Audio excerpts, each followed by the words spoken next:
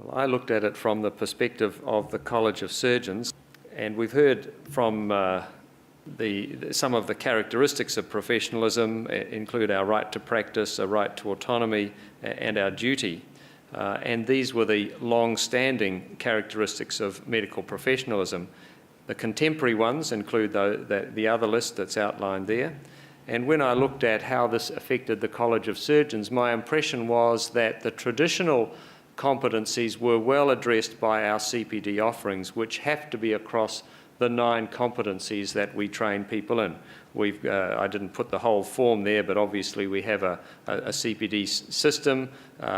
We have quite a lot of emphasis on the medical expert and technical domains, because those are particularly relevant to the practice of surgery, but the other ones, and professionalism of one of them, health advocate, manager, communication, collaboration, are somewhat less well addressed. However, in the medical expert domain, as part of our CPD offerings, we have all these various courses that we run. We run audit, which reviews our professional practice to determine that we're functioning at an appropriate level. And we obviously put this within a framework that includes the Code of Conduct and our college pledge that we ask all our newly graduating fellows to repeat when they come to receive their fellowship. And this, amongst other things, identifies that they will abide by the Code of Conduct, will not allow considerations of financial reward, career advancement, or reputation to compromise judgment or the care. So these are important parts of our traditional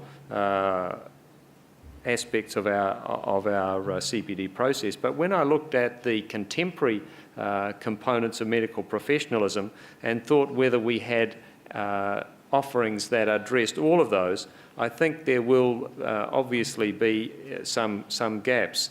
One of the things looking at that list that I think we're relatively light on is health advocacy.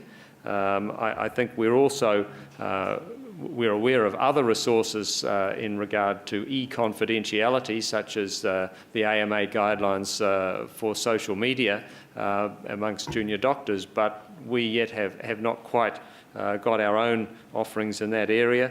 And although we adhere to responsibility for one's health and fitness to practice, the actual offerings we've got in that demand are small. We do have, or there is out there amongst the surgical community, other things which help address. Moses is the management of surgical emergencies, but it's based on the use of wisdom, and the paper which relates to that helps to outline that it's not all about simply a technical exercise, but the application of one's experience, background, and professionalism.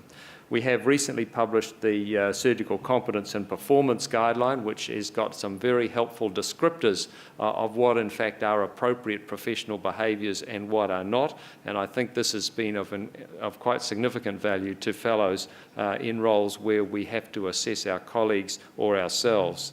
And obviously we're using it, didn't print very well because I couldn't get a bigger picture off the internet, but the KNOT system from the University of Aberdeen, which relates to non-technical skills and covers off some of those things.